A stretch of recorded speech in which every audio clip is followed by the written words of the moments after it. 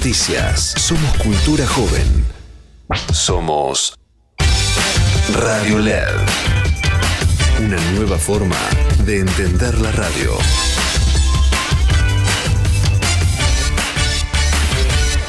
Aquí comienza No la vimos venir.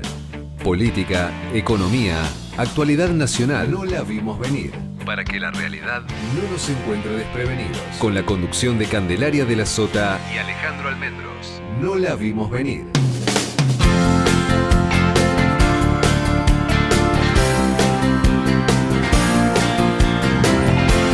Hola, ¿qué tal? ¿Cómo les va? Muy buen jueves en este 17 de abril, feriado. La ciudad se mueve a ritmo lento, pero las noticias siguen acelerando a fondo. Aquí estamos para compartir esta hora con ustedes todo lo que tiene que ver con la política y en la economía.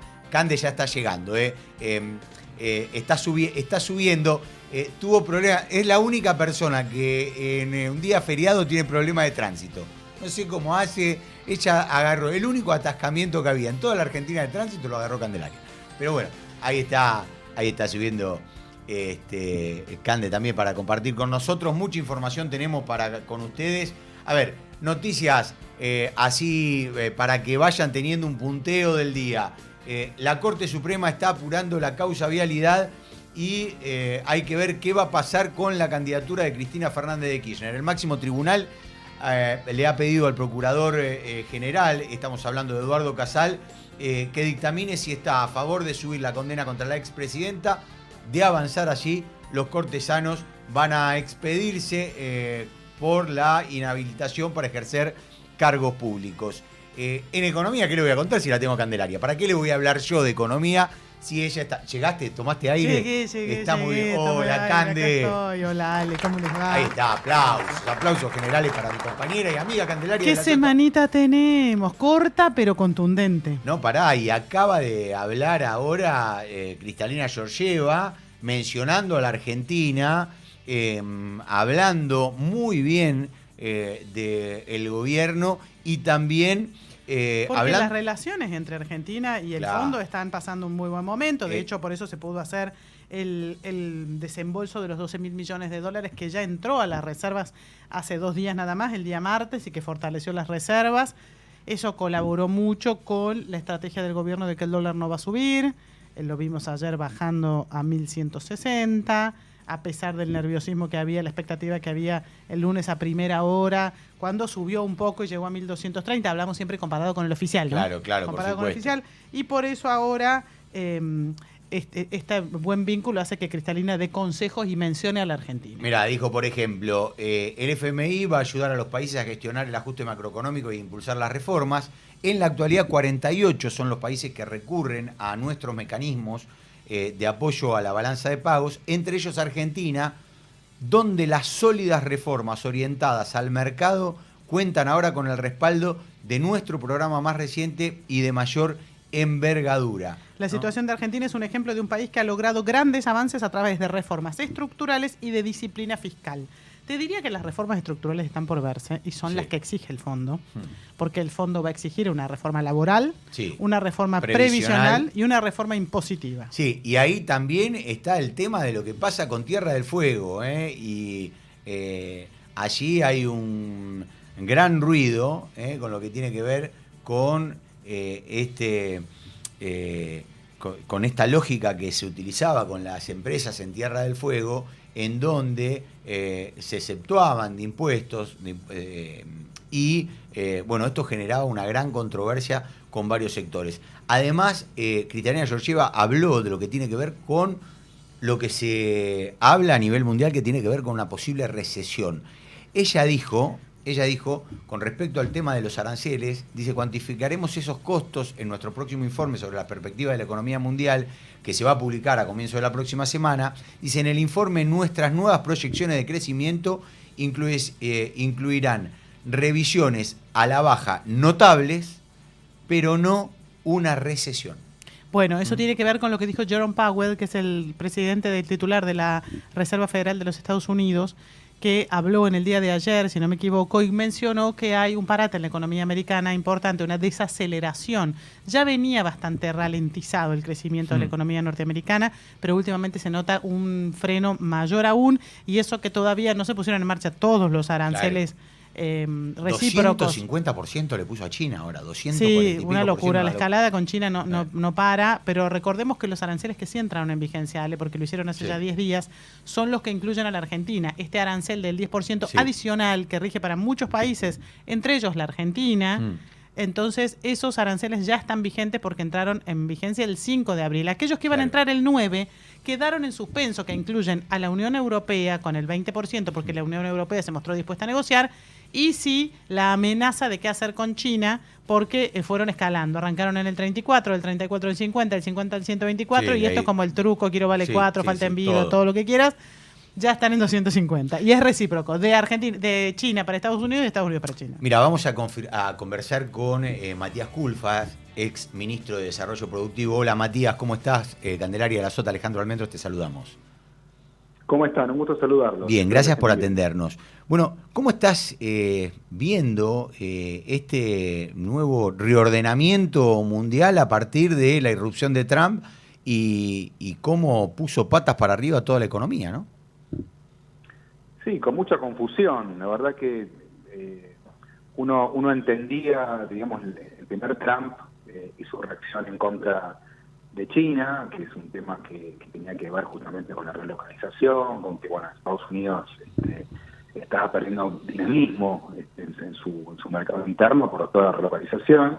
Después esto se profundizó con Biden y empezó a tomar como algunas batallas tecnológicas particulares, ¿no? Sobre todo en semiconductores, en autos eléctricos, donde ahí se buscaron mecanismos para compensar un poco lo que era un avance, lo que es un avance chino fenomenal, ganando la carrera tecnológica. Ahora esto ya es difícil de entender, ¿no? Porque ya no es una cuestión de competencia con China, sino aranceles por país, ni siquiera por producto, ¿no? Que no puede ser Estados Unidos quiere cuidar algunas industrias, sino que lo hace para todos los productos, para todos los países. Después avanza, lo suspende, incluye a México y Estados Unidos en esa movida. A México y Canadá, perdón. sí. Después va para atrás, suspende. Bueno, realmente hay una situación muy confusa a nivel mundial, no se termina de entender qué es lo que quiere hacer, más allá de los motivos que esgrime. Y bueno, esto está generando mucho ruido, riesgo de recesión mundial, caída del precio de los commodities, muchas consecuencias que también para Argentina son importantes. Matías, esto que sale a decir Cristalina Georgieva, de que ellos observan desde el fondo una desaceleración de la economía norteamericana, pero no una recesión. ¿Es para encender alarmas amarillas? Digo, es una preocupación que se genera a nivel mundial, porque cuando un organismo o una autoridad empieza a decir cosas así, es como atajémonos, ¿no?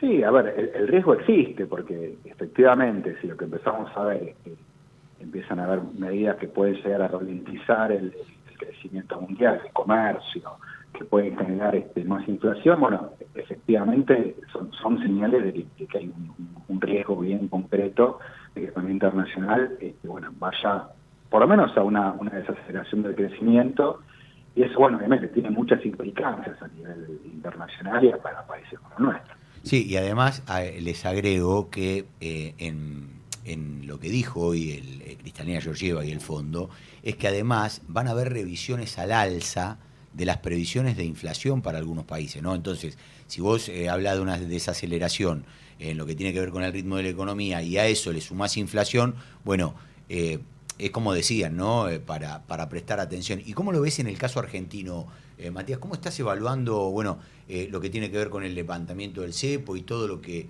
eso genera acá en nuestro país?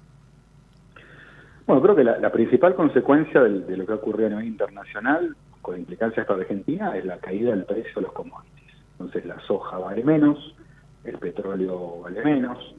Esto lo que significa es que uno de los aspectos importantes de un programa económico, que es recuperar reservas, que es tener un saldo comercial favorable, entra en cuestionamiento. El año pasado tuvimos un superávit comercial muy fuerte, 18.000 millones de dólares, que se explicó fundamentalmente, por un lado, porque hubo una fuerte recesión en el primer semestre del año, y en segundo lugar porque hubo precios buenos y una recuperación del superávit comercial energético, ¿no? Después de muchos años de déficit energético bueno, inauguraron las inversiones en Vaca Muerta, el gasoducto completó el tendido interno y Argentina, bueno, hoy se autoabastece internamente y puede empezar a exportar.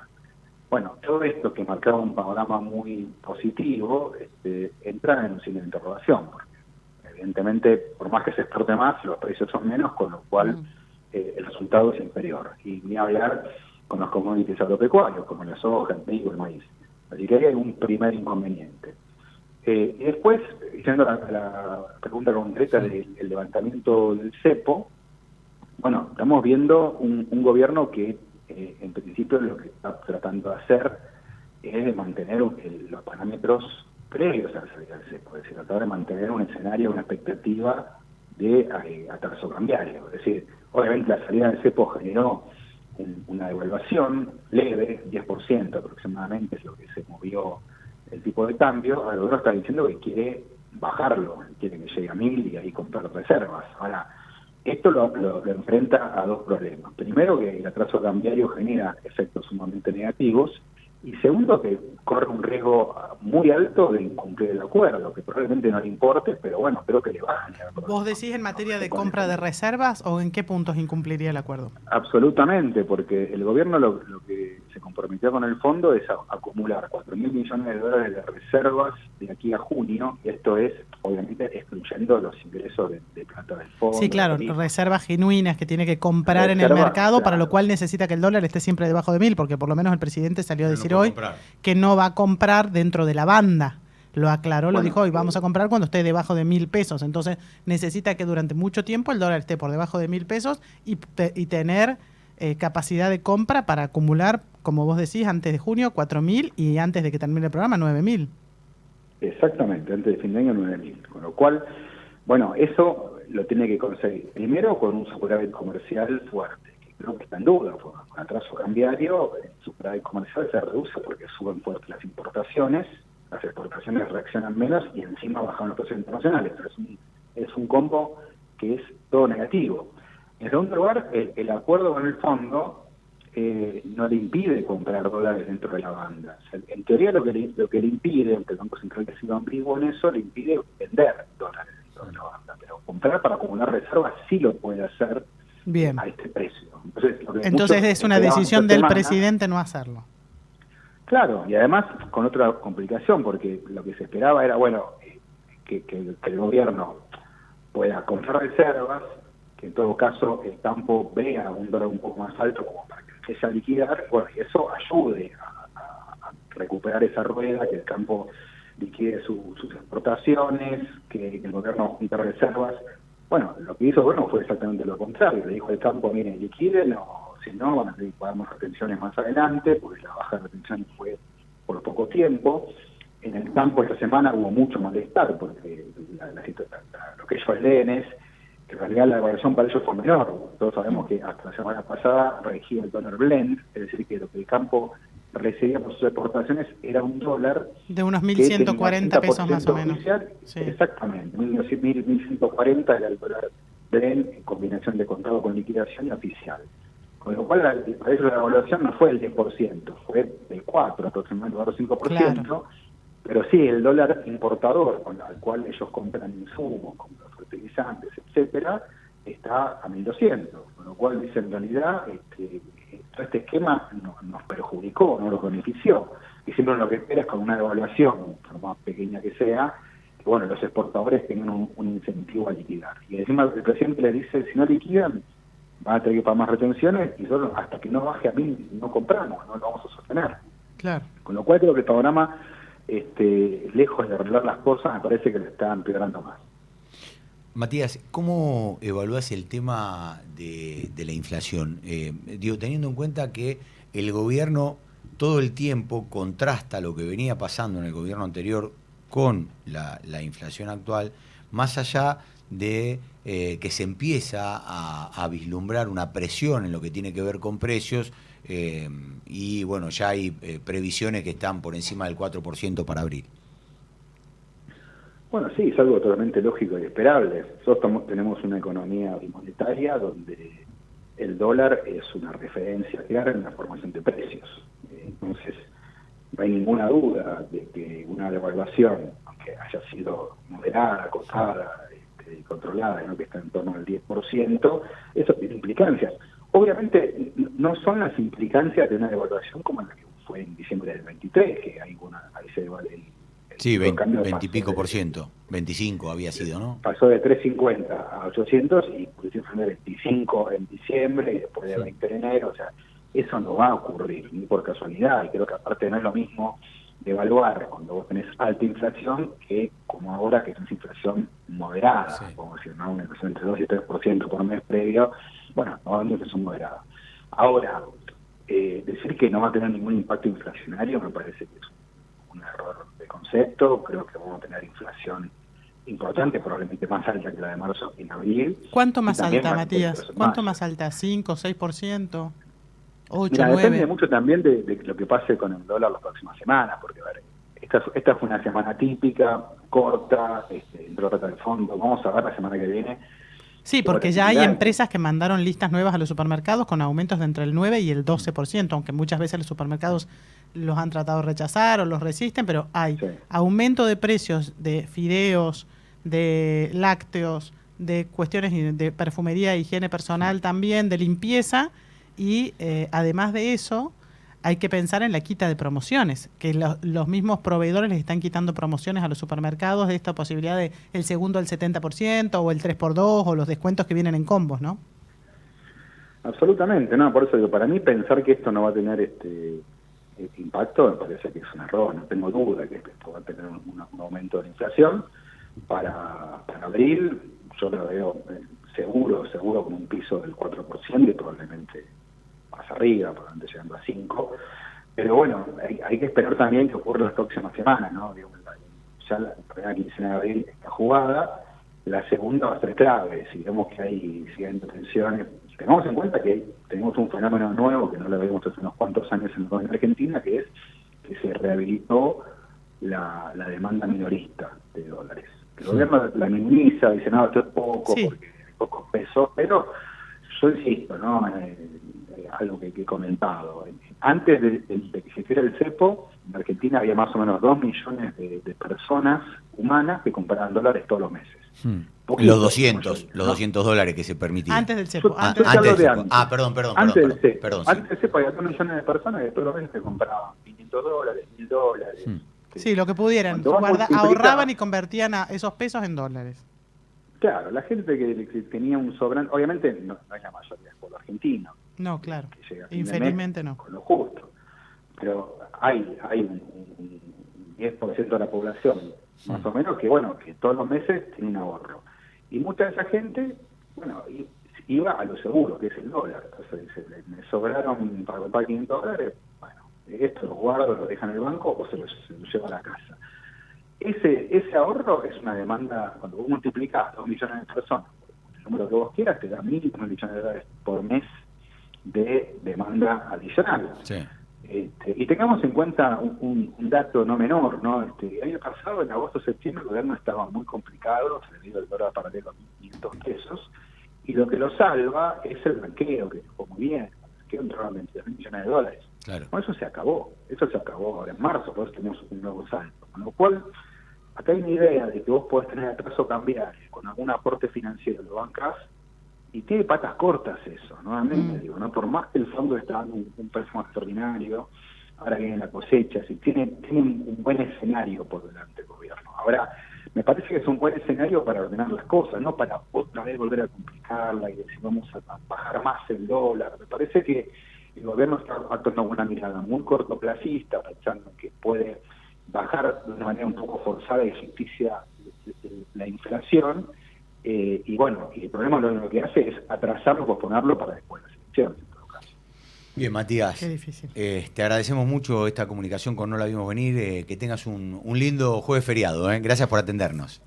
Igualmente, felices Pascuas. Bueno, gracias, muchísimas Matías, gracias. Matías Culfas, ex ministro de Desarrollo Productivo, con un panorama, esto como todo, ¿no? Viste que de uno y de otro lado, Cande. Siempre... Sí, a ver, es en algo que todos los economistas coinciden en que claramente el gobierno tomó esta decisión, Ale, en este momento porque no le quedaba otra. Claro. Porque la verdad es que el contexto internacional, que era lo que conversábamos al principio de la charla con Matías Culfas, es muy adverso para la Argentina, porque el panorama en Estados Unidos es complejo, la guerra comercial entre Estados Unidos y China es muy compleja, Sí, claro. y esto puede generar una suerte de parate económico o desaceleración de la economía mundial que, quieras o no, termina afectando sobre todo un país como Argentina, creador de commodities. Entonces, inevitablemente el gobierno toma esta decisión porque ya no puede sostener más el crawling peg del 1%. Si hubiera podido, lo hubiera aguantado. Lo hubiera sostenido. Obviamente hasta las elecciones. Y si no, por lo menos lo hubiera aguantado un par de meses más esperando surfear la ola de esta crisis generada por la decisión de Donald Trump de los aranceles recíprocos. Evidentemente en esto coinciden todos. Se llegó a la decisión del viernes y después vamos a contar muchos datos de color. Por favor, de todo quiero eso. saber todo eso. Todo eso, saber muchos todo datos eso. de color, de cómo se gestionó, de cómo era, a qué hora mandaron el mensaje, por qué había que esperar que el cepo Sí. estuviera desarmado para anunciar el acuerdo formal con el fondo, bueno. Y que es un poco lo que el fondo le va a exigir a la Argentina, le está exigiendo, y que nos hemos tomado el trabajo de leer las miles y miles de carillas que hay en el acuerdo. Claro.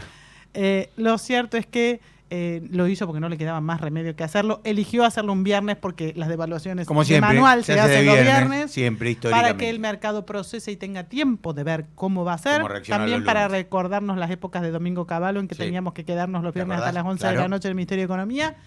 Y porque esta es una semana corta. Y en eso sí, Semana Santa les vino bien porque el tester del mercado de estos 3 días permite ajustar cualquier cosa sobre la marcha pensando en la semana que viene, que claramente va a ser una semana clave para saber cómo sigue el tema del dólar y el tema de los precios. Te agrego un dato con respecto a lo que vos dijiste, que la empresa Molinos y Unilever habían Sí. enviado... Y también Johnson. Y Johnson, que habían enviado remarcaciones a los supermercados que fueron rechazadas de entre el 9 y el 12%. Hoy el ministro de Economía, Luis Toto Caputo, salió a celebrar Claro. el hecho de que Molinos haya revertido esos aumentos. Exacto. Y envió la lista sin incremento de precios. Primero celebró que la Asociación de Supermercados Exacto. Unidos, que nuclea a la mayoría de supermercados Sí. grandes, a las cadenas grandes, saliera con un comunicado oficial, que es lo que hizo ayer ASU, la Asociación de Supermercados Unidos, diciendo no vamos a permitir que nos apliquen aumentos desmedidos y especulativos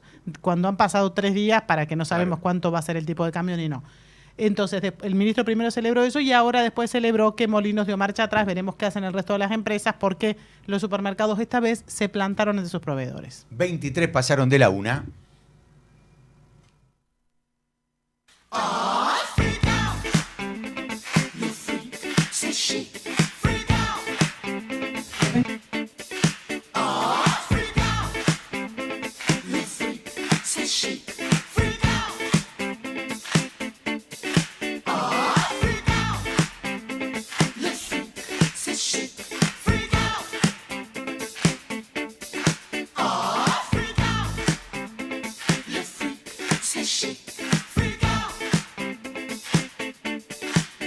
Have you heard about the new dance craze? Listen to us, I'm sure you'll be amazed. Big fun to be had by everyone. It's up to you, surely can be done. Young and old are doing it, I'm told. Just one try, and you too will be sold. It's called a freak, they're doing it night and day. Allow us, we'll show you the way. Bueno, 24 minutos pasaron de la 1 de la tarde. Bueno, Cande, me dijiste que me ibas a contar todos los pormenores Ay, sí. de cómo se elaboró el anuncio Sí, señor. con respecto al levantamiento del cepo. Vos sabés que nosotros acá somos chusmas. Hubo operativos de todo tipo. Sí. Acá entramos en el segmento chusmerío. Sí, total. Los datos de color, qué es lo que nos gusta a importa, todos. qué es lo que nos importa. Todo lo que hablamos y hasta al ahora no le público importa nada. también. La verdad que sí. A ver, el día miércoles, 48 horas antes de que todos nos enteráramos que se iba a levantar el cepo el lunes, el gobierno empezó el operativo Distracción. Fue sembrando entre varios colegas, fueron varios, así que no podemos responsabilizar a nadie. Pará. Nobleza obliga. Sí, Vos la semana pasada contaste sí. que Santiago Caputo... Sí, señor. Andaba diciendo que se iba a levantar el cepo en agosto. Ese fue parte de ese operativo. Sí. Esa rosca fue para envolver a muchos. Todos la creímos porque nadie imaginó que iba a ser tan pronto. Pero empezaron a tirar distintas fechas. Que agosto, que un poco antes de las elecciones, que pim pum pam, pero vamos a levantar el cepo antes de las elecciones, que era algo que parecía imposible realmente, y que he hablado con economistas en Washington que decían que el gobierno no va a hacer eso porque es un riesgo demasiado grande levantar el cepo antes de las elecciones, porque si se te dispara el dólar, no tenés posibilidad de volver a poner un cepo sin pagar un costo altísimo en términos políticos. Claro. Lo cierto es que Santiago Caputo empieza a operar esto. Él parece que sin saber que el viernes se levantaba el cepo. No sabía. Le piden que haga estos off con colegas y que diga y que empiecen a tirar distintos funcionarios del gobierno esta situación. Mientras tanto, así como tenemos el triángulo de hierro en la política, que es Karina, Santiago Caputo y Javier Milei, en la economía tenés el triángulo de hierro. Por supuesto, el presidente también participa, porque me quedé pensando en una frase que dijo el presidente el otro día en una entrevista larguísima de 4 horas que dio. Sí. Para mí la frase más icónica de esa entrevista es: le erré por 100 metros. El presidente estaba convencido que él podía ser ministro de Economía de este país, nunca presidente. Sí, claro. Y se preparó en todo caso, o considera que su mayor expertise es ser ministro de Economía. Claro. Por eso deja en manos de su hermana Karina y de su asesor estrella Santiago Caputo la rosca política, mientras ellos se matan entre ellos dos, eso ya lo sabemos. Claro. Pero él, lo que lo puede, lo que se siente preparado y donde se siente fuerte, firme y bien plantado, es en el terreno económico. Por eso elige un ministro de Economía, lo dijimos siempre, más vinculado a lo financiero, porque la macro le gusta verla a él. Ahora bien, el presidente forma parte de este círculo de hierro, de triángulo de hierro de 3 personas de la economía. Santiago Bausili, presidente del Banco Central, hombre de mucha confianza de Toto Caputo y el presidente Javier Milei. Ahí Sturzenegger queda un poco afuera. Sí. Sturzenegger es para las desregulaciones, para hacer las cosas que el fondo pide. Para Sturzenegger en el medio de la interna fuerte que tiene con el Toto Caputo. Claro. E incluso en nombre de Sturzenegger, Lucas Liach fue el encargado de decir la semana pasada, el día jueves, pone un tuit, ya, según el Ministerio de Revolución ya no era el vice, por eso se desató otra novela. Esto es como Wanda Nara, que abre ramificaciones, capítulos, viste que Wanda y la China tiene hay que seguir, 18 novios antes que te perdés y 18 hijos por ahí desparramados. Bueno, esto es más o menos lo mismo. Acá las ramificaciones, los actores secundarios de esta novela serían ahí. Lucas Liach, la semana pasada, pone un tuit el día jueves. Día miércoles, vamos a hacerle el storyline. El día miércoles, el gobierno lanza este rumor de que van a levantar el cepo en agosto. Día jueves, Lucas Liach, luego desmentido como actual miembro del gobierno, dice: sí, el lunes va a haber otro régimen cambiario. El lunes va a haber otro régimen cambiario. ¿What? Todos nos quedamos así mirando. Todos se prendieron las alarmas en todos lados. ¿Qué está diciendo este buen señor?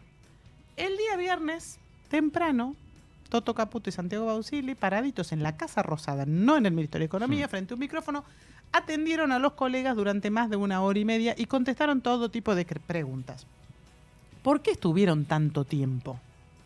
¿Es porque les gusta hablarle a la prensa? No, Toto Caputo quiere demostrar que él puede hablar sin leer, a diferencia del presidente que necesita leer un papelito. No. No creo que sea eso. Tenían que hacer tiempo, porque el Banco Central tenía que sacar una resolución para levantar formalmente el cepo, porque si no, en ese momento en Washington estaba reunido el board, el comité ejecutivo del Fondo Monetario Internacional, y hasta que esa resolución del Banco Central de Argentina no saliera y oficialmente se dijera que el lunes se iba a levantar el cepo, no se firmaba el acuerdo.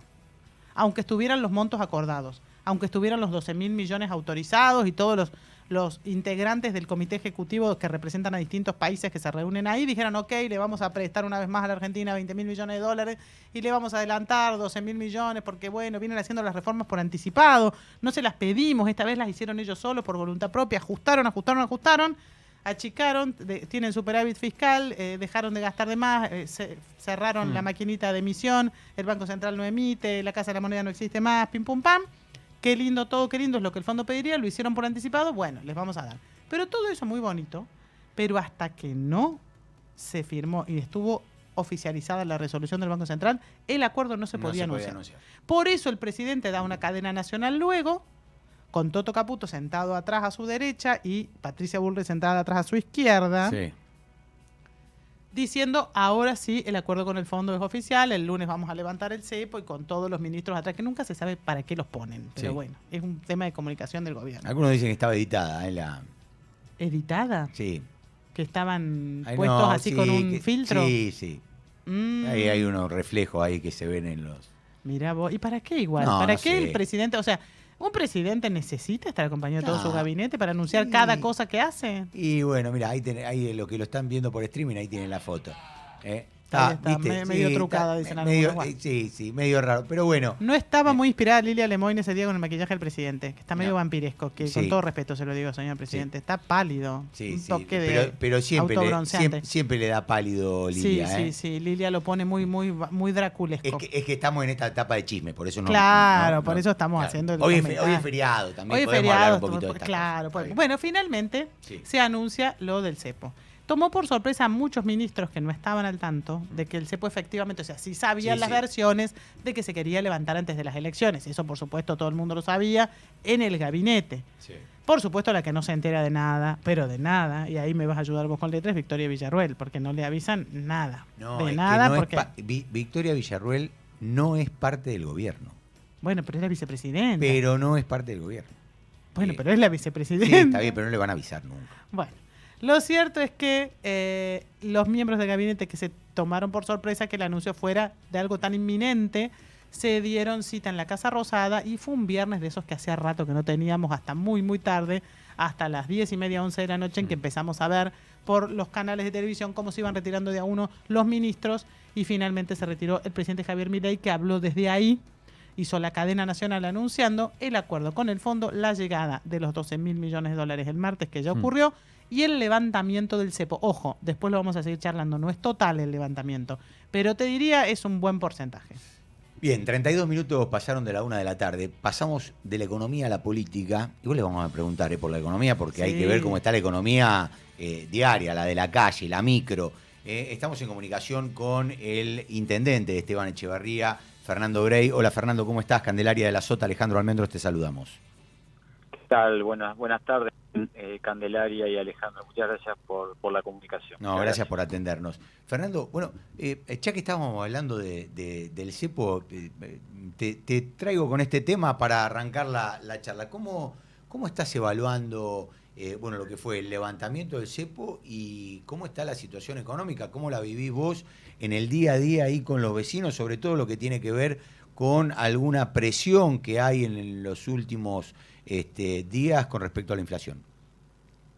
Mira, a mí con todo este tema del levantamiento del cepo, una de las cosas que más me preocupa es el tema de la deuda, porque este gobierno empezó a tomar irresponsablemente deuda, como ya lo había hecho Caputo en el año 2018, que había gestionado 57.000 millones en el Fondo Monetario y se fumaron 44.000 millones.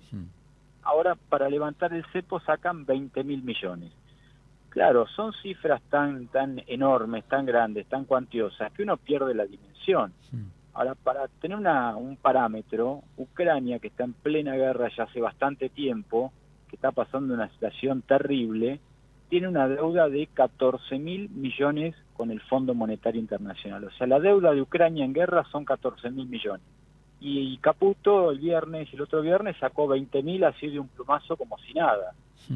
Con lo cual son cifras realmente que van a ser muy difíciles de poder gestionar en cara a las décadas que vienen, ¿no? Porque este gobierno está y pasará como han pasado muchos gobiernos, como el otro que nos endeudó, pero la deuda va a quedar para nosotros, hijos, nietos y bisnietos. Y digo bisnietos porque dejaron deuda con bonos a 100 años. Sí, claro. 100 años. Entonces, esos bonos no se van a pagar así nomás. Fue el mismo ministro de Economía en otra gestión. Claro, Candelaria, es algo que realmente nos han hipotecado el futuro. ¿Y esto para qué? Para abrir el cepo. La pregunta es, yo estoy al frente de Esteban Echeverría, un municipio de segundo cordón del conurbano bonaerense, con muchas fábricas, con empresas, con sectores medios y sectores populares muy grandes. Ahora, la pregunta es, ¿le cambió la vida a alguien? ¿Algún vecino mío está mejor por esto? Y la verdad que no. Los sectores populares humildes no tienen capacidad de ahorro, al contrario están endeudados. Los sectores medios llegan justo, con lo cual ¿qué dólares están comprando? Muy poquito. Algunos puede comprar un puchito, pero no están comprando cantidad de dólares. Y el que podía comprar dólares ya lo compraba en el Dólar Blue o en el MEP, Mercado MEP. Con lo cual acá el temor mío y la preocupación es que en 6-7 meses se van a esfumar 20.000 millones, vamos a quedar con una deuda monstruosa. Cuando uno dice 20.000 millones, esto es muy difícil bajarlo a tierra, pero yo hoy estaba sacando la cuenta, estamos construyendo 2 escuelas en el distrito. ¿Dos o 12? Dos Ok. escuelas. 2. Cada escuela vale en dólares $1 millón. Son escuelas Estamos primarias, hablando- secundarias, de los 2 niveles. Son 2 escuelas primarias de 6 aulas cada una. Bien. Son Ok. escuelas medias, digamos, para 2 barrios comunes. Una escuela estándar. Una Y escuela la escuela chica, no es enorme- una escuela enorme, Sí, para correcto. que dimensionemos No, el costo. Claro, no, sí, exactamente. No es una escuela, viste, son 6 aulas, es un aula por cada año, no es una escuela inmensa, Sí. eso vale $1 millón cada escuela. ¿Y la municipalidad tiene la suerte de tener las tierras o también tiene que comprarlas? Ahí en ese caso, por suerte, gestionamos las tierras y tenemos tierra. Bien. Pero de obra vos tenés $1 millón por escuela. O sea, Estamos tenés hablando que 20.000 sacamos 20.000 escuelas. 20.000 escuelas. O sea, 20.000 escuelas es lo que así, de un día para el otro, hospitales, un hospital chico, 10.000, 8.000 metros cuadrados, algo así, está en $10 millones. Claro. Ya estamos hablando, sacamos la cuenta, cuántos hospitales nos rifamos, 2.000. viviendas. Claro, cuando vos sacás la cuenta, vos decís 2.000 hospitales. Es como si dijésemos, a ver, hay 2.200 localidades en el país. Hacemos un hospital nuevo En cada casi una de esas por localidades localidad, ¿no? prácticamente, sí. Esa es la deuda que sacaron el día viernes. Ujú. Con lo cual, esa irresponsabilidad a mí me preocupa.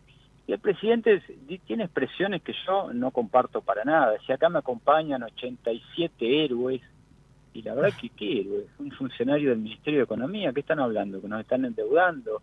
Después decía que la primera vez en 100 años que no tenemos déficit, pero bueno, están recortando la historia. Ha habido momentos muy importantes en la historia argentina donde tampoco hubo déficit. En la Es más, presidencia de Néstor Kirchner teníamos superávit gemelos, exactamente. del porque 2003 había un al contexto 2008. internacional que ayudaba, pero había superávit gemelos. De hecho, se canceló la deuda con el fondo.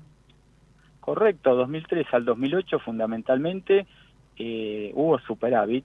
Y es más, a ver, yo gobierno Esteban Echeverría, un municipio humilde, con que estamos justitos siempre, nos faltan 2 millones de cosas hacer, porque tenemos muchísimas cosas pendientes, pero hace 15 años que nosotros no tenemos déficit y tenemos deuda cero. Nosotros no tenemos deuda.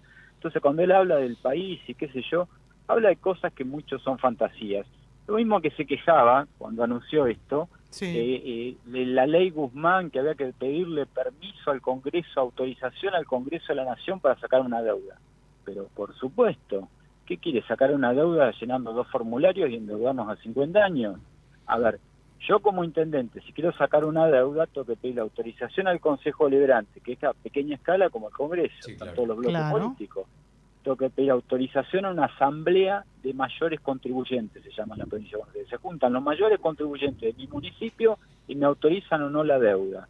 Después de eso tengo que gestionar la deuda, me la tiene que aprobar de nuevo el Consejo Deliberante, me la tiene que aprobar la provincia de Buenos Aires y tengo el Tribunal de Cuentas que me hace el control y el seguimiento de esa deuda y después tengo que hacer una rendición de cuentas.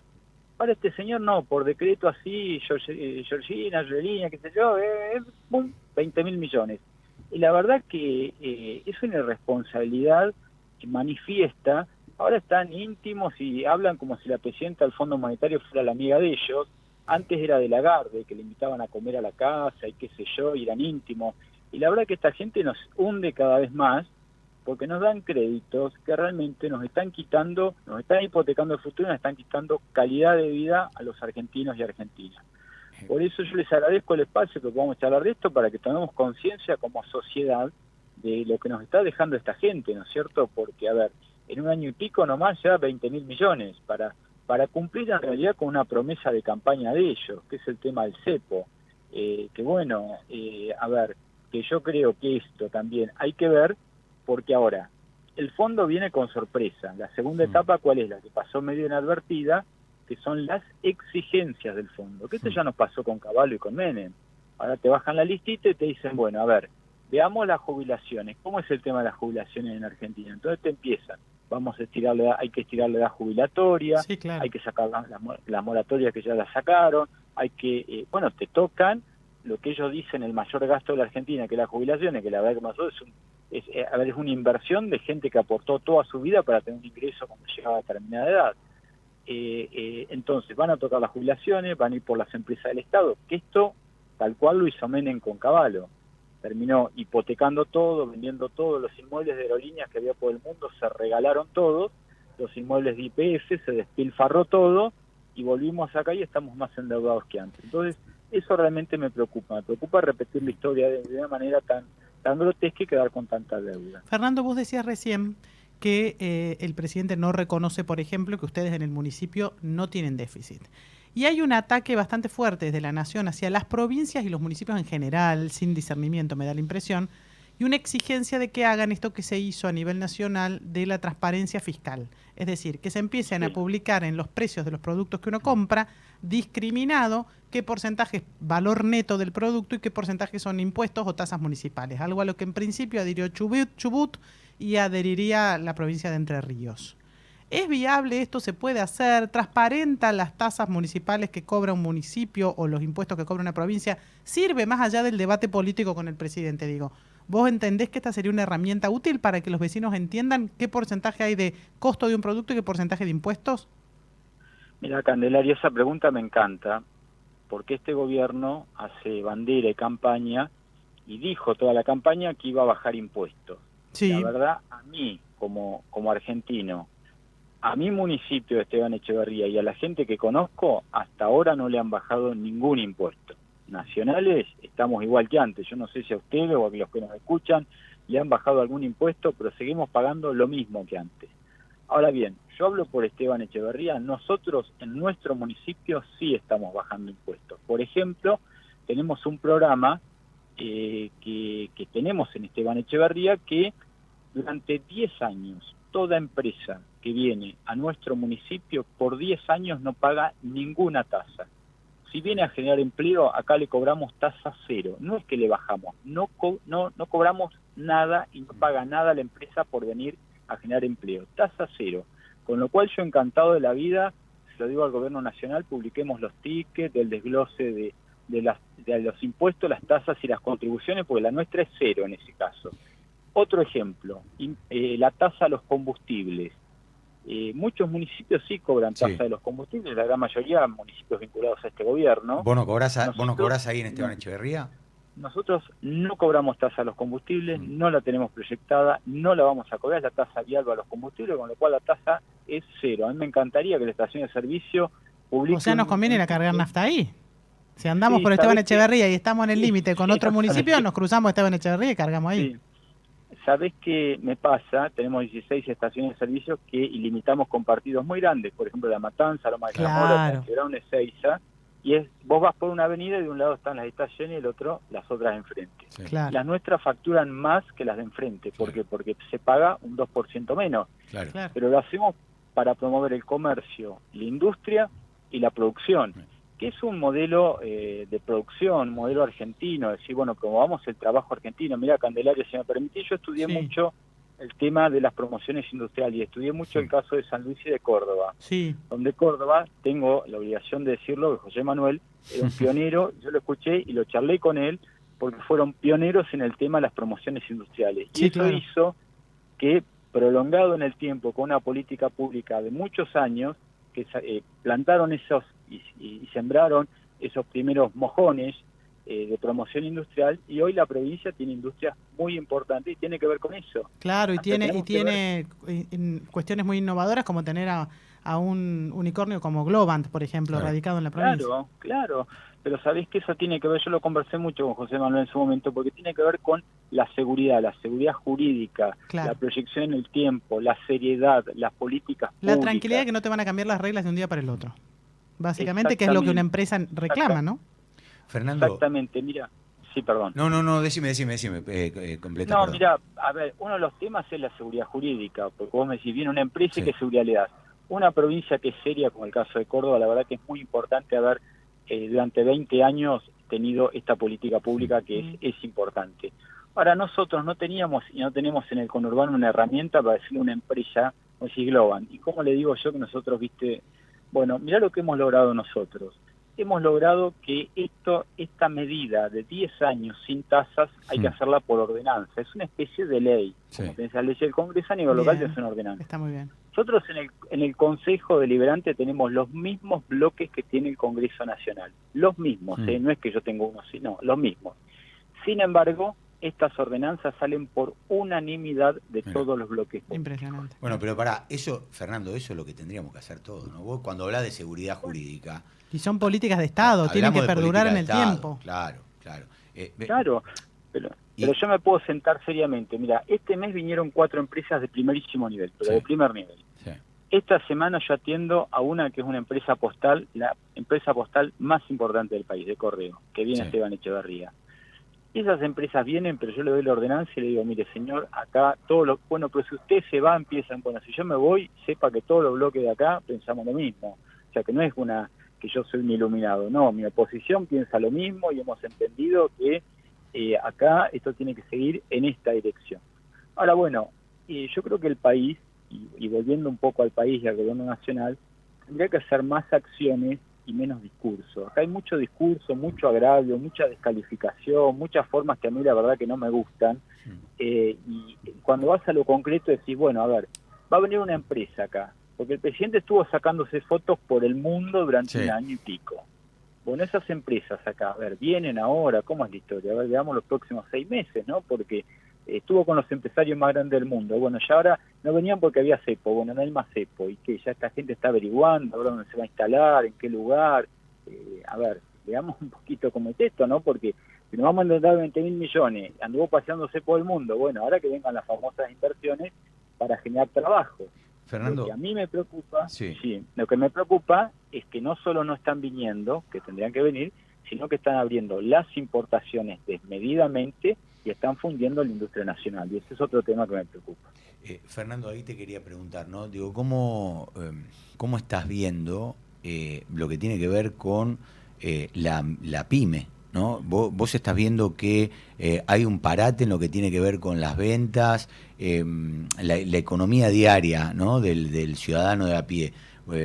¿Vos cómo la notás ahí sobre todo lo que tiene que ver con el municipio, con Esteban Echeverría?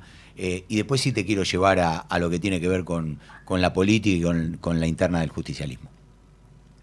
Mira, las pymes están pasando un momento crítico, porque cuando hablan las importaciones, no se puede competir con los mercados asiáticos, las condiciones son totalmente distintas y algunas ya se están transformando tristemente en importadoras.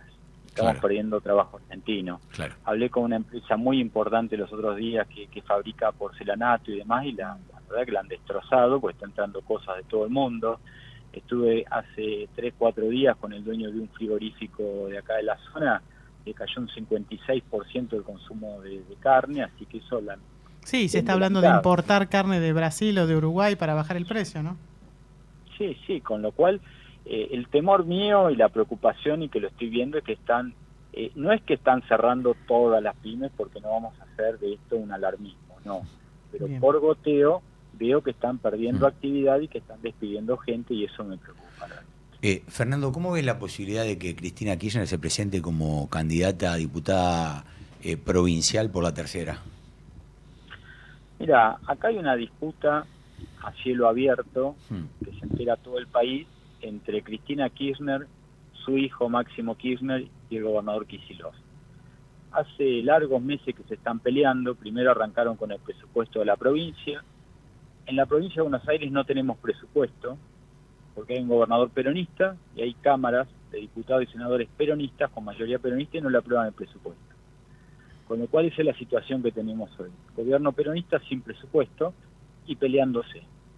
Además de eso se están peleando por si hay pasos o no hay pasos, por cuándo vamos a votar, si vamos a votar juntos, si vamos a votar separados.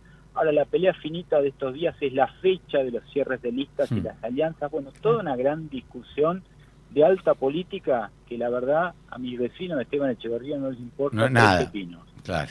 No me pregunta, yo mira, vengo acá a recorrer una obra de bacheo, estoy yendo ahora a un hospital que es el Hospital del Bicentenario, y te puedo asegurar que voy a resolver 30, 40 personas, nadie me va a preguntar por esto. No, por supuesto. Entonces, es un tema en el cual están enfrascados básicamente 3 dirigentes a los cuales nos ha empujado la Cámpora, la organización La Cámpora, porque ellos tienen la mayoría de diputados y senadores en la provincia de Buenos Aires por el peronismo, se apropiaron de nuestro partido, nos poblaron las listas de legisladores y nos llevan a peleas que nos sacan de la agenda en la cual el peronismo en nuestro espacio debería estar hoy, con la agenda de la calle, de la gente.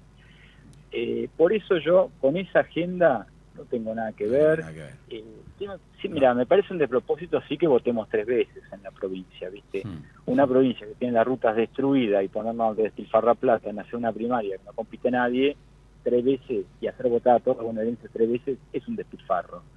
Ahora, el peronismo tiene que estar concentrado en lo que tiene que estar. Ejemplo en el tema de la inseguridad en la provincia de Buenos Aires. ¿Vas a pedir que para que no puedan estar arriba de la moto 2 personas?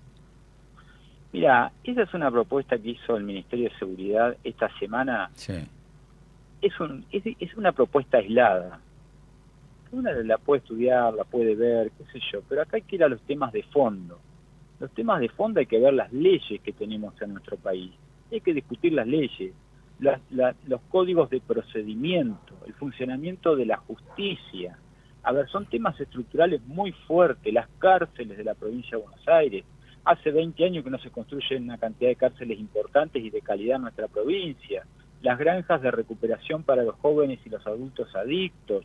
Tenemos problemas muy serios en nuestra provincia, entonces yo creo que acá el gobernador, quien es gobernador, no cargo las tintas sobre Kicillof, pero sí lo responsabilizo a él porque es el gobernador en este momento, y el otro sector, que el que tiene todos los legisladores, que es la Cámpora, deberían seriamente ponerse los pantalones largos y decir, vamos a discutir este tema, veamos los códigos de procedimiento, qué es lo que está pasando, que agarran un chorro, lo sueltan a la semana, qué es lo que está pasando con la puerta giratoria que tenemos hace décadas en la provincia de Buenos Aires, que a ver, que esto nos está pasando en nuestra provincia, porque hay otras provincias argentinas donde funcionan correctamente los servicios que yo estoy nombrando. Claro, entonces nuestra provincia de Buenos Aires tiene un problema serio.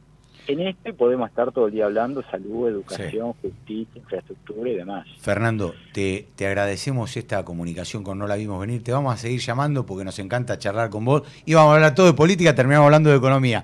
Así que, y de la economía y de lo que pasa en el municipio, que es en realidad lo único que le importa a la gente. La economía del día a día, si puede salir a morfar, si puede tener para comprar algo, si tiene trabajo. Todo lo otro es una discusión que a muchos no le interesa. De la macro. Te agradecemos, Fernando, que tengas un gran día. Candelaria y Alejandro han sido muy amables. Muchas gracias. Gracias, Fernando, muchas gracias. Fernando Bregui, intendente de Esteban Echeverría. Estás escuchando No la vimos venir. No la vimos venir. Por LED.fm. Le Petit. Calidad internacional en medicamentos. Tradición en innovación farmacéutica. Expreso Oliva Hermanos. Su logística y servicio puerta a puerta están listos para atender todas sus necesidades. Expreso Oliva Hermanos. Más de 60 años transportando cargas. Córdoba Capital te emociona, te transporta, te moviliza, te hace vivir momentos que quedarán grabados para siempre. Córdoba Capital te divierte, te sorprende, te brinda, te invita a brindar, a celebrar, a sonreír, a disfrutar cada rincón y cada momento. Viví una estadía única en Córdoba Capital. Es única, te emociona. Capacitate de forma fácil y gratuita. Accede al Instituto Legislativo de Capacitación Permanente en legislatura.gov.ar. Legislatura porteña. Nos une la ciudad.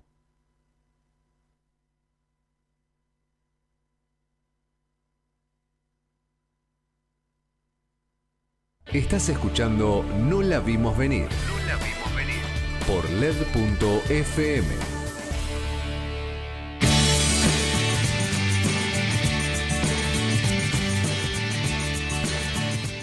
Del 4, perdón, decía, pasaron de la 1. Estamos en comunicación ahora con Fernando Sánchez, candidato a legislador por la coalición Civicari. Hola Fernando, ¿cómo te va? Gracias por atendernos. Candelaria de la Sota, Alejandro Almendros, te saludamos. Alejandro y Candelaria, ¿cómo andan? Bien. ¿Vos cómo estás? Gracias por atendernos, Fernando. Muy bien. Bueno, Muy me alegro. Antes de empezar a hablar de la ciudad de Buenos Aires, me gustaría escucharte con respecto a lo que es uno de los temas de agenda del momento que tiene que ver con la causa vialidad y lo que podría llegar a pasar con Cristina Kirchner en caso de que, bueno, después de que decida la Procuración, qué pueda pasar ahí con la Corte Suprema, ¿no? Bueno, es un tema importantísimo porque en realidad es no solamente qué hacemos con los casos de corrupción o los gobiernos que organizan la corrupción, como yo decía, cuando nosotros empezamos a mirar de qué manera se administraban, sobre todo la obra pública, el gobierno de Néstor Kirchner primero y después en los gobiernos de Cristina Kirchner, que además compartieron muchos funcionarios, ¿no? Sí. Sobre todo debido, ¿no? Sobre todo debido. Exacto, el secretario de Obras Públicas, los directores de Vialidad, etcétera. Nosotros decíamos, la gente no solo que no quiere que le robe, sino que quiere que aquel que cometa un delito no la pase de largo y termine disfrutando de nuestra plata. Claro. Entonces dijimos, no nos vamos a quedar callados. Hicimos primero un informe en el 2004, después una denuncia que fue en el 2008, después ampliamos esa denuncia, yo creo, Fernando, y fue la causa vialidad. Para que te interrumpa, digo, hago un paréntesis. Yo, si mal no recuerdo, Elisa Carrió, fue quien hizo la primer denuncia contra Julio De Vido. Yo lo tenía en el 2005, pero si vos decís en el 2004, creo que debe ser esa, ¿no? 2004 hicimos un informe público. Ok, ¿y en el 2005 fue la presentación? En el 2008 hicimos una denuncia penal, o sea, ahí pusimos nosotros las firmas, Lilita, yo, éramos varios, sí. Y era bastante voluminosa porque para el 2008 ya no era solo obra pública, eran subsidios, era transporte, era obra pública en vialidad, que terminó siendo esta causa, porque esa causa grande que se llamó la causa madre, después se terminó separando en distintas causas y sorteándose en distintos juzgados. Sí. Una de esas causas fue esta, la que después se conoció como causa vialidad, porque eran las obras públicas de rutas en todo el país, sobre todo la concentración de obra pública en rutas en la provincia de Santa Cruz. Ustedes acuérdense que al principio del gobierno de Néstor, sobre todo iba para Santa Cruz, todo, le metían todo para Santa Cruz. ¿Qué estaba Acevedo en ese momento? ¿Estaba Acevedo en ese momento como gobernador? Yo no me acuerdo. Creo que estaba Acevedo. Sergio tenía otra forma de gestionar, no me acuerdo. Pero al principio se peleó con ellos, estaba en un momento de acuerdo y después se termina peleando. De hecho fue secretario de Inteligencia. Claro. Sergio Acevedo fue secretario de Inteligencia y después se va y creo que es electo gobernador de la provincia, pero no solo que se hacían, porque él, yo creo, no lo conozco tanto, pero creo que tenía otro estándar, ¿no? Sí. Tenía otras formas tiene otras formas de conducirse. Pero lo hacían con los municipios. De hecho, uno de los condenados era uno de los responsables de la obra pública del municipio de Río Gallegos. Entonces, pero después esto se generalizó, Alejandro, se generalizó en las gobernaciones amigas y después ya era, si vos querías obras tenías que entrar en la lógica que era, direccionamos la obra, me pagás la coima y la disfrutaban después, ¿no? Eso era lo que nosotros describíamos con documentación oficial, con boletines oficiales, con llamado a licitaciones, con quienes ganaban, con quienes eran las mismas empresas de siempre. Pero vamos a centrarnos en esto que vos decías. Causa vialidad, se lleva adelante la instrucción, se lleva adelante el juicio oral en el Tribunal Oral Federal número 2. A mí me llaman a declarar como testigo, creo que en febrero del 2020, declaré unas cuántas horas, largo, porque eran muchas las querellas, es decir, los acusadores, y eran muchos los acusados, y todos te hacen preguntas, obviamente.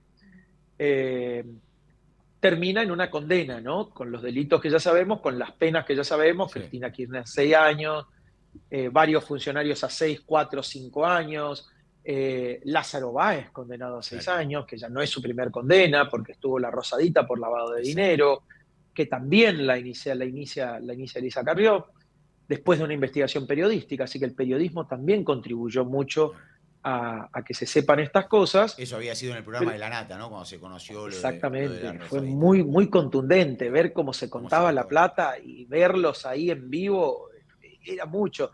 Y ahí también se veía la sistematicidad, no era un acto de corrupción o un funcionario, eran muchos funcionarios a lo largo del tiempo, con muchas obras y muchas decisiones sobre los recursos públicos. Para hacerla corta, algo que es muy largo, y esto tiene que ver con lo que vos preguntabas, desde el 2000, 2004 primer informe, 2008 primera denuncia, al 2025 que estamos tratando de saber cuál va a ser el último recurso, porque hoy están yendo a la Corte para el último recurso que hay dentro del sistema judicial argentino. Recordemos que esa condena, que es la de primera instancia del Tribunal Oral número 2, ya fue ratificada por los tribunales de apelación, y hoy ya lo único que quedan son los recursos en queja ante la Corte, y es eso de lo que estamos discutiendo. Y ayer me preguntaban colegas tuyos qué dilema, ¿no? Si la Corte tiene que fallar en un año electoral donde Cristina puede ser candidata o no. Para mí eso son vicisitudes políticas. Yo te diría que lo mejor que le puede pasar a la Argentina es que los tribunales actúen, fallen, resuelvan sin mirar la política ni el calendario electoral. No tiene nada que ver una cosa con la otra. Es más, los tribunales, sobre todo los tribunales penales, pero no solo los penales, tienen que hacerlo en tiempo y en forma, sin mirar si el acusado es político, funcionario, dirigente, el ladrón o el sindicalista. ladrón o el inocente van a seguir siéndolo en cualquier momento. Y porque la única regla ahí es el Código Penal y el Código de Procedimiento. Listo, se terminó la historia. Por eso yo siempre digo, a mí me tocó estar en la función pública, y yo decía, yo me tengo que ir sin ninguna acusación, y me tengo que ir más o menos con el mismo patrimonio con el que entré, porque tiene que ser todo consistente. Y entonces yo cuando me fui del gobierno me fui con la tarjeta SUBE, y hasta el día de hoy ando con eso, digamos. Y eso que yo no soy una persona que se murió de hambre toda la vida, pero digo, hay gente que pasa de patrimonios normales a multimillonarios sin poder explicarlo. Y eso se llama corrupción.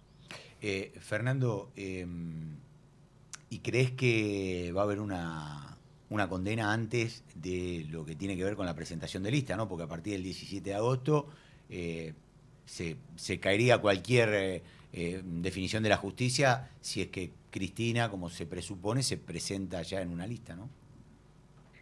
Es una buena pregunta, pero la verdad que nosotros tendríamos que, por supuesto que es imposible dejar de hacer estas preguntas y estos análisis, porque además Cristina Fernández de Kirchner tampoco es una persona que pase desapercibida en el mundo de la política y para todos los argentinos, no lo es. Para mí, desde el punto de vista negativo, para algún otro puede ser no. Positivo, por supuesto. Entonces, digo, lo que sí tenemos que saber es que esto tiene que ver con el Código Penal, no tiene que ver con las elecciones. Yo no creo en la persecución política convertida en persecución penal. Esto es persecución penal. De hecho, cuando les voy a contar algo, Candelaria y Alejandro. Cuando nosotros hicimos la primera denuncia en el 2008, Cristina Kirchner no estaba incluida en esa denuncia. Por una sencilla razón, no era funcionaria pública. Había sido senadora, era la esposa del presidente de la Nación, pero no era funcionaria pública. Entonces, ¿por qué nosotros la teníamos que incluir? Tuvimos ese cuidado. ¿Cuál fue el problema? Habiendo advertido en el informe, habiendo advertido y firmado en la denuncia, el esquema siguió exactamente igual y profundizándose. Entonces uno que decía, que tuviste la oportunidad de desarmarlo y de no ser parte, decidiste profundizarlo y ser parte. Y eso no lo decidimos nosotros. ¿Qué quiero decir con esto? No tiene nada de especulación política todo eso. Yo sería la persona más feliz del mundo si a nosotros nos tocara discutir política sin tener que discutir corrupción. Pero cuando hay corrupción también hay que discutirla porque hay que perseguirla. Fernando, lo último, bueno, nos hemos pasado, pero bueno, siempre un gusto hablar contigo. ¿Por qué la gente tiene que elegir en la ciudad de Buenos Aires a la lista de la coalición cívica y a Pablo Oliveto, donde vos también estás? Digo, por sobre las otras. Digo, por la positiva, vamos por la positiva. Está bueno, y la pregunta tiene un poco por la positiva y por la negativa también, claro, porque todo es por comparación en esta vida, ¿no? Entonces, yo le decía el otro día a Pablo Oliveto, que es la candidata a primera legisladora en nuestra lista de la coalición cívica, le digo, nuestra campaña es mucho de lo que ya hicimos. Es, ¿por qué una persona en la ciudad de Buenos Aires tendría que elegir entre 17 listas y un montón de candidatos? Y bueno, nosotros le podemos contar todo lo que hicimos, que no es solamente pelear contra la corrupción, que la verdad que vale la pena. Yo voy a seguir haciéndolo. Y en el caso de la ciudad de Buenos Aires, perdón que te interrumpa, también me imagino que pondrán el ojo en las gestiones del PRO en el último tiempo, más allá de que transitoriamente la coalición cívica haya sido un socio del PRO. Totalmente, Candelaria, pero totalmente. Primero porque nosotros nos animamos a la crítica aun cuando somos parte del gobierno. Es decir, lo hicimos cuando fuimos parte de Cambiemos, y lo somos, porque además nosotros tenemos algo, y viene bien tu reflexión. Nosotros cuando hacemos una alianza y logramos algo, cumplimos el acuerdo electoral. Y si decimos no seguimos más con esta alianza, decimos por qué. Claro. ¿No? Así como cuando decimos, hagamos una alianza, le tenemos que explicar a la gente por qué vale la pena esa alianza. Lógicamente. Entonces, lo que decimos es, nos toque ser oficialismo, nos toque ser oposición, vos tenés una obligación de responsabilidad, que es, no, tenés que tener la misma vara cuando sos una cosa que cuando sos la otra. Y nosotros hacemos las críticas, y es más, las estamos haciendo en este momento, que decimos, no vamos a ir juntos con el PRO, con la UCR, que eran nuestros socios habituales en Cambiemos, en Juntos por el Cambio, por varias cosas. La primera es, esa alianza se decidió romper y los partidos que la integraban, muchos de ellos se rompieron hacia la interna de esos partidos. Nosotros decimos, ¿por qué tenemos que estar resolviendo internas partidarias si nosotros lo que queremos es acercar soluciones a los problemas de hoy, tanto nacionales, si nos toca el Congreso, como de la ciudad, si nos toca la legislatura? Y hay un montón de problemas para resolver, no solo problemas, potencialidades. Yo vivo en esta ciudad, vivo hace un montón de años desde que decidí mudarme de la ciudad de Resistencia, que fue mi ciudad donde nací, en el Chaco, pero yo la vivo todos los días, la transito todos los días, la disfruto en una parte y también padezco sus problemas. Entonces digo, yo quiero entrar a la legislatura con Paula Oliveto y con otros candidatos para poner el ojo donde nadie quiere poner. Así como lo primero que contábamos es, cuando denunciábamos la corrupción, a muchos no les gustaba denunciar la corrupción. En este caso igual. ¿Qué digo yo? Hay que poner ojos en los contratos grandes de la ciudad, porque tiene que haber mejor servicio con menor plata. Y vuelvo a decir, mejor servicio con menor plata. Uno de esos grandes contratos, el más grande, es el de la basura.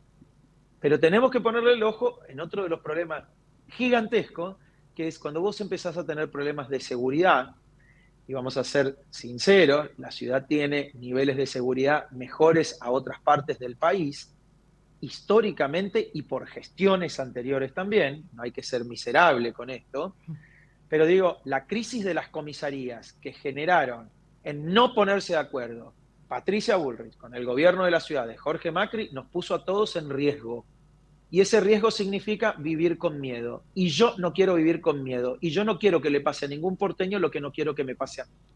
Entonces, vamos a poner el ojo en eso, vamos a poner en el ojo de la solución al tema de las comisarías, por supuesto muchas otras propuestas más, debates más, soluciones más y cosas lindas más, porque la ciudad tiene cosas muy lindas, pero es eso. Fernando, te agradecemos mucho, vamos a seguir charlando durante el transcurso de estos días hasta las elecciones y bueno, que tenga suerte, ¿eh? Gracias por atendernos. No, muchas gracias a ustedes, muchas gracias por la invitación. Hasta luego. Fernando Sánchez, candidato a legislador del área. Bueno, nos hemos pasado, muchísimas gracias. Sí. Muchas gracias a todos, pero la verdad es que tuvimos muy buenos entrevistados y nos quedamos cortos, es así. Ya vamos a hablar con las autoridades de la radio para que nos den 4 o 5 horitas. Bueno, dale, y hacemos como, viste, 4.45 metió Milei con Fantino. 4.45 metió Milei, nosotros ¿por qué menos? ¿Por qué menos? Bueno, nos estamos yendo. Gracias a todos los que estuvieron del otro lado. Como siempre, aquí todos los jueves a partir de la 1 de la tarde. Alejandro Almendros y Candelaria, nosotros los esperamos. Felices Pascuas para todos. Felices Pascuas.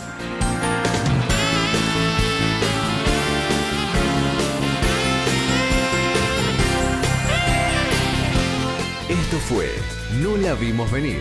No la vimos venir. Por LED.fm.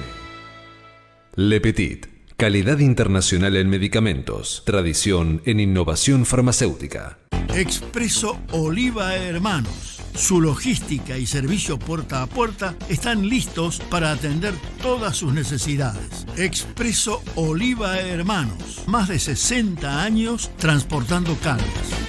Córdoba Capital te emociona, te transporta, te moviliza, te hace vivir momentos que quedarán grabados para siempre.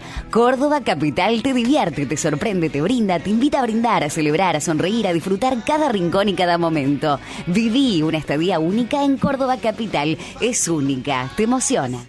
Capacitate de forma fácil y gratuita. Accede al Instituto Legislativo de Capacitación Permanente en legislatura.gov.ar. Legislatura porteña. Nos une la ciudad. En la ciudad, para evitar contagios en las aulas, vacuná a los chicos respetando el calendario de vacunación. Entrá a buenosaires.gov.ar/salud y conocé los vacunatorios o centros de salud más cercanos. Buenos Aires Ciudad. Somos Radio Vivo. Somos podcast. Somos música. Somos noticias. Somos cultura joven. Somos Radio LED. Una nueva forma de entender la radio.